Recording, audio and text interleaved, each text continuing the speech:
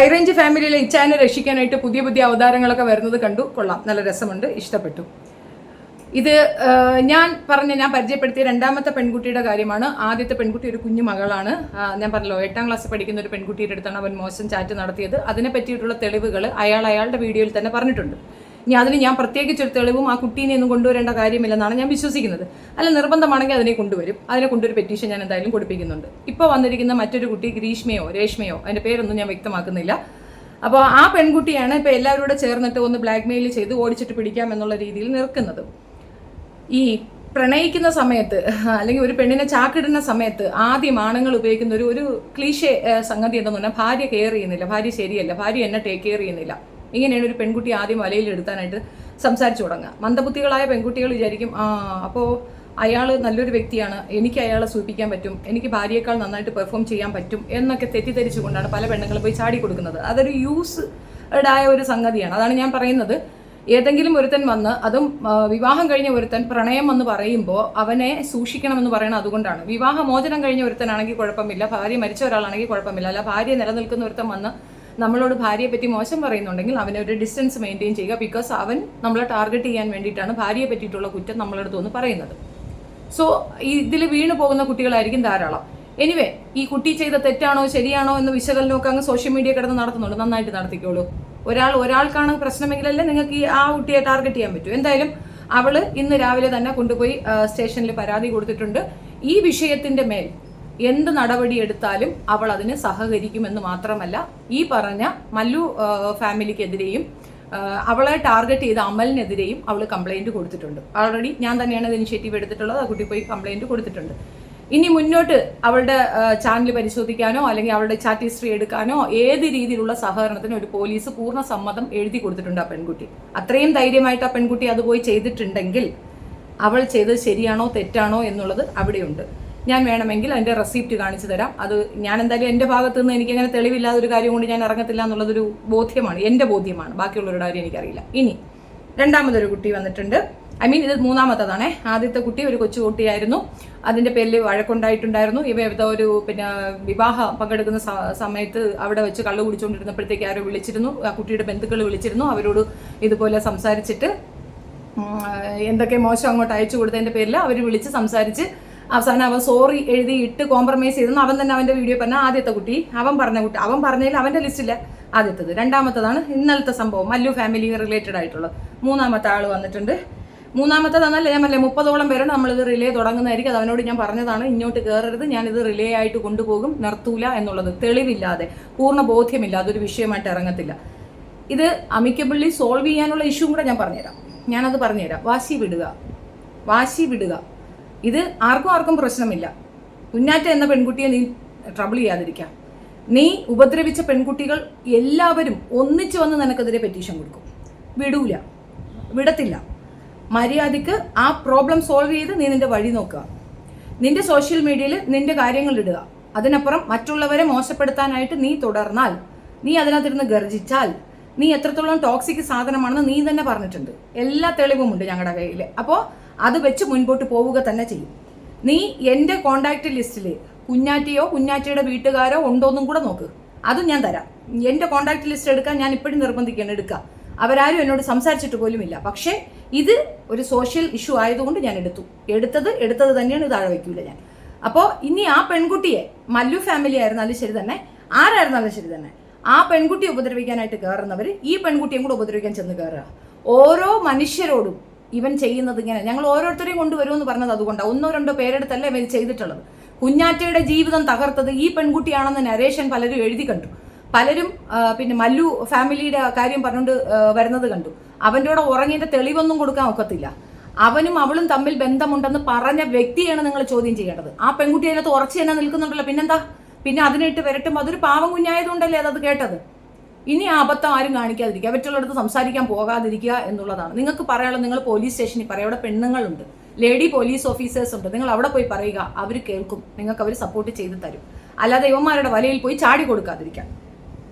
ആ പെൺകുട്ടി പറഞ്ഞത് എന്താണെന്ന് നമുക്കൊന്ന് കേൾക്കാം. എന്തായാലും മുന്നോട്ട് വന്നതിൽ വളരെ നന്ദിയുണ്ട്, വളരെ സന്തോഷമുണ്ട്.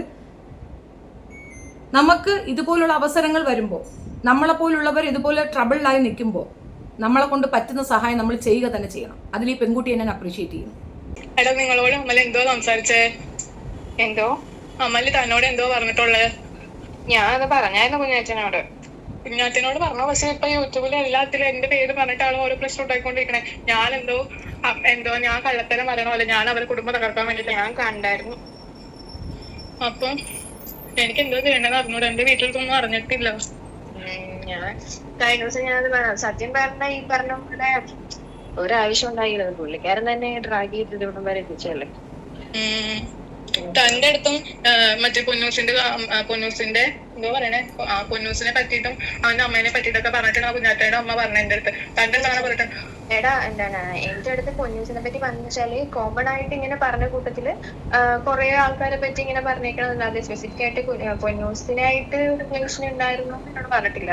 പൊന്നൂസിനെ പറ്റി ഇതിനെയൊക്കെ പറ്റിയാണ് കോമൺ ആയിട്ട് കുറെ കാര്യങ്ങൾ അങ്ങനെ പറഞ്ഞു. അവരെ പറ്റിയിട്ടല്ല, അതായത് കുറെ പേരെ പറ്റിയിട്ടാണെന്ന് കോമൺ ആയിട്ട് പറഞ്ഞു. പിന്നെ ഞാൻ അതേ ഞാൻ ചാറ്റ് ചെയ്യാൻ നിന്നിട്ടില്ല. കാര്യം റോങ് ആണെന്ന് മനസ്സിലായപ്പോ തന്നെ ഞാനത് ചവിട്ടി. ഞാൻ എന്നിട്ട് ഇവിടെ എന്റെ ഹസ്ബൻഡിനോട് പറഞ്ഞപ്പോൾ പറഞ്ഞ് ആദ്യം വള്ളി പിടിക്കാൻ പോകണ്ടാട്ടാന്ന് പറഞ്ഞപ്പോൾ ഞാൻ ആദ്യം അങ്ങനെ സംസാരിക്കാൻ നിന്നില്ല. ഞാൻ പിന്നെ അങ്ങനെ വിട്ടു. പിന്നെ ഇടയ്ക്ക് നിലക്കൊക്കെ എന്നോട് ഹായ് ഓർമ്മയുണ്ടോ എന്നൊക്കെ ചോദിച്ച മെസ്സേജ് അയക്കുമ്പോ ഞാൻ ഓർമ്മയുണ്ട് അതെങ്ങനെയാണ്. എനിക്ക് ലാസ്റ്റ് എനിക്ക് മെസ്സേജ് അയച്ചത് എനിക്ക് തോന്നണം 23 എന്തോന്ന് തോന്നുന്നു. 2023. അതെ എനിക്ക് തോന്നുന്നു.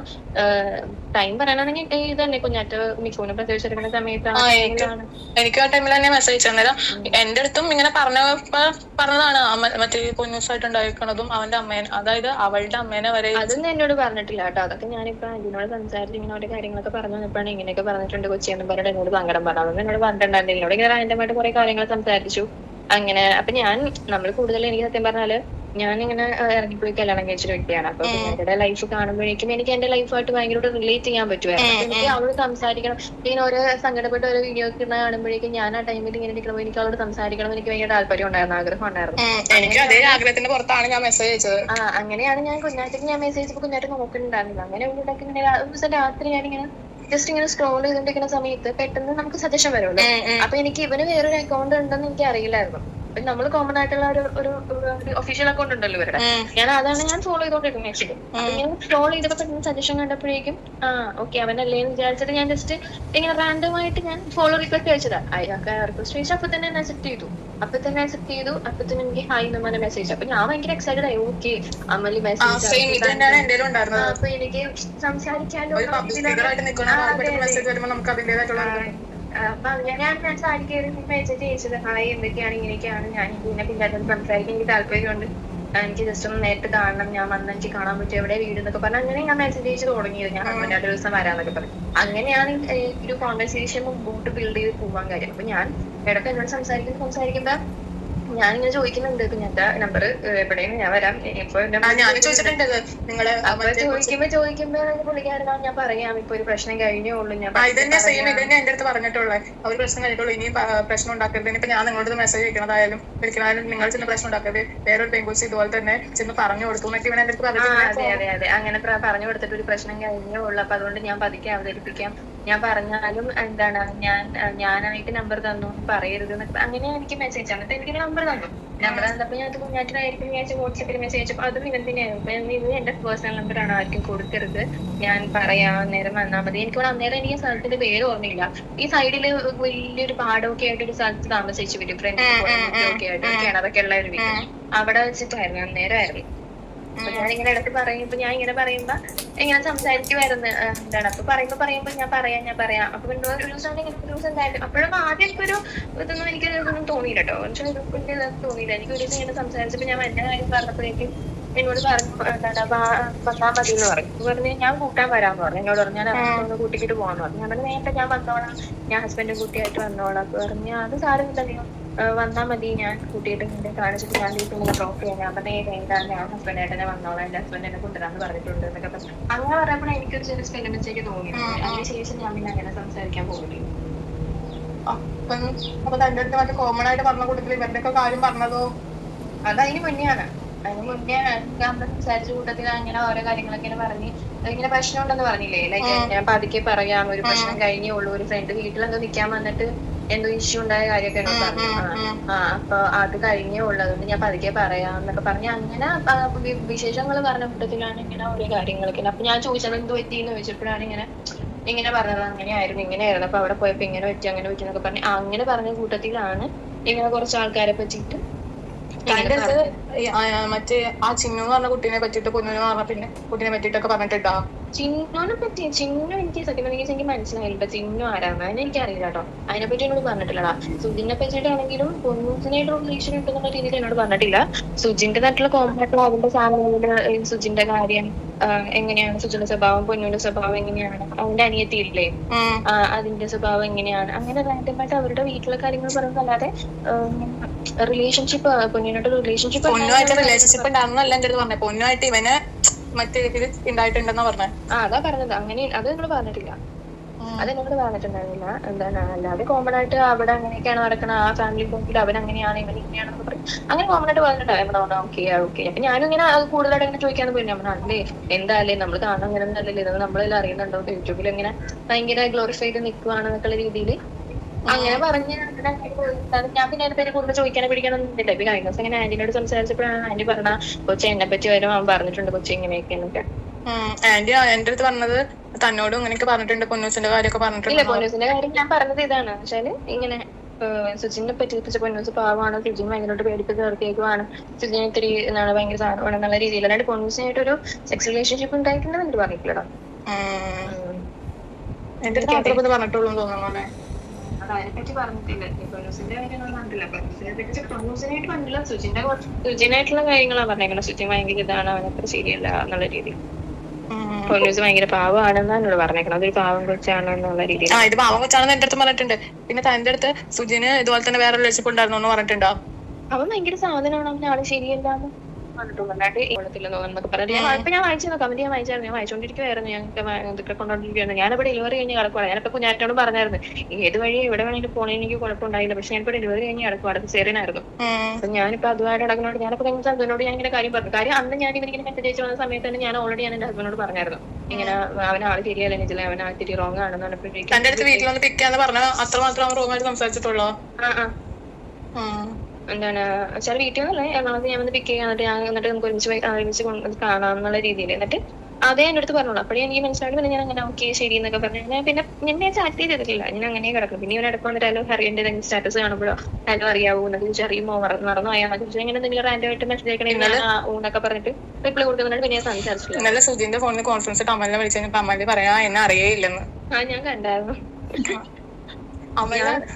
എത്ര പേര് ഇങ്ങനെ കമന്റ് ഇടണോ, എത്ര പേരാ കണ്ടു. ഞാൻ ഈ സുജിന്റെ ഇട്ട വീഡിയോയുടെ അടിയിൽ തന്നെ കുറെ പേര് കമന്റ് ചെയ്തിട്ടുണ്ട്. ലൈക്ക് ഇവൻ ഇങ്ങനെ ഫോളോ ചെയ്തപ്പോ തന്നെ ഫോളോ ബാക്ക് ചെയ്തിട്ട് അയച്ച് മെസ്സേജ് അയച്ചു വന്നു എന്നും പറഞ്ഞിട്ട് കുറെ പേര് കമന്റ് ചെയ്തിട്ടുണ്ടല്ലോ അതിന് താഴെ തന്നെ. നീ എന്ത് ചെയ്യുവാ? ഇപ്പൊ ഒന്നും ചെയ്യാനുള്ള വീട്ടിലിരിക്കാം. കല്യാണം ഉറപ്പിച്ചിട്ട് ഞാൻ അച്ഛനോട് ഞാൻ എടുത്ത് ഞാൻ പറഞ്ഞു കല്യാണം ഉറപ്പിച്ചിട്ടാണ്, എന്റെ പേര് ഇങ്ങനെ ഇടരുത്, അതെനിക്ക് ബുദ്ധിമുട്ടാന്ന് പറഞ്ഞപ്പോ അത് എന്നെ സംബന്ധിക്കുന്ന ഇഷ്യൂ എന്നുള്ള രീതിയിൽ അച്ഛൻ സംസാരിക്കണേ. എന്റെ വീട്ടിലറിയാം. ഇല്ല, ഇത് ഇങ്ങനെ പോവാണെങ്കിൽ അറിയില്ലേ. നീ കൂടുതൽ ടെൻഷൻ ഒന്നും ആവണ്ട. നീ ഇപ്പൊ എന്താ ചെയ്യാൻ? ഞാനിപ്പോ എന്തെങ്കിലും കംപ്ലൈന്റ് കൊടുക്കാന്ന് വിചാരിച്ചിട്ടോ. കംപ്ലൈന്റ് കൊടുക്കാനാണെങ്കിൽ നിന്റെ ഫാമിലി ത്രൂ അല്ലേ നിനക്ക് പ്രൊസീഡ് ചെയ്യാൻ പറ്റും. അല്ല, ഇതിപ്പോ നമുക്ക് ഒറ്റയ്ക്ക് ചെയ്യാം. എനിക്കിപ്പോ 18 വയസ്സ് കഴിഞ്ഞതല്ലേ. ഇപ്പൊ വീട്ടുകാരെ ഇൻവോൾവ് ആക്കേണ്ട കാര്യമില്ലാന്ന്. മതി ധാരാളം. ആ കുട്ടി കംപ്ലൈന്റ് കൊടുത്തിട്ടുണ്ട്, ഓൾറെഡി കംപ്ലൈന്റ് കൊടുത്തിട്ടുണ്ട്. അപ്പൊ ഇതാണ് വിഷയം. ഇത് നമ്മളെ കൊണ്ട് ചെയ്യിക്കുന്നതാണ്. ഞാൻ ഇപ്പോഴും പറയുന്നത് അമലിന്റെ അടുത്ത്, നീ ഒരുപാട് പേരുമായിട്ട് ഇതുപോലെ സംസാരിച്ചിട്ടുണ്ട്, മോശം പറഞ്ഞിട്ടുണ്ട്, അവരെ ക്ഷണിച്ചിട്ടുണ്ട്, കൂടെ കിടക്കാൻ ക്ഷണിച്ചിട്ടുണ്ട്. ഒരുപാട് പേര് മുൻപോട്ട് വന്നിട്ടുമുണ്ട്. ഞാൻ ഓരോരുത്തരായിട്ട് കൊണ്ടുവന്ന് വെക്കും. വെറുതെ മെനക്കെടുത്തരുതെന്ന് മാത്രമേ എനിക്ക് പറയാനുള്ളൂ. ഞാൻ മുൻപേ പറഞ്ഞൊരു കാര്യമാണ്, ബാക്കി യൂട്യൂബേഴ്സിനെ പോലെ ഇതൊരു വിഷയം, ഒരു കണ്ടന്റ് അത് കഴിഞ്ഞങ്ങ് വിടുക എന്ന പരിപാടി എനിക്കില്ല. ഞാനത് ലീഗലായിട്ട് തന്നെ മുൻപോട്ട് കൊണ്ടുപോകും എന്ന് ഞാൻ ആദ്യമേ പറഞ്ഞ കേസാണ്. ഇതിൻ്റെ ഇടയ്ക്ക് വന്ന് അവരവരുടെ ഊച്ചാളിത്തരം വെളുപ്പിക്കാൻ വേണ്ടിയിട്ട് ഇവന് കൂട്ടുപിടിക്കുന്നവർക്കും അത് തന്നെയാണ് മറുപടി.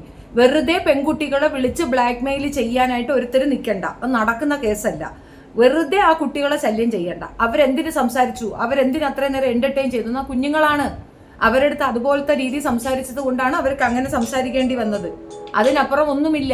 അനാവശ്യമായിട്ട് ആ കുട്ടികളെ ശല്യം ചെയ്യാനായിട്ട് അങ്ങോട്ട് തള്ളിക്കയറാതിരിക്കൂ എന്ന് മാത്രമേ എനിക്ക് പറയാനുള്ളൂ. That is A humble request ആണ് പറയുന്നത്. അത് കേട്ടാൽ നിങ്ങൾക്ക് തന്നെ കൊള്ളാം. ഇല്ല, നിങ്ങളത് ചെയ്യും.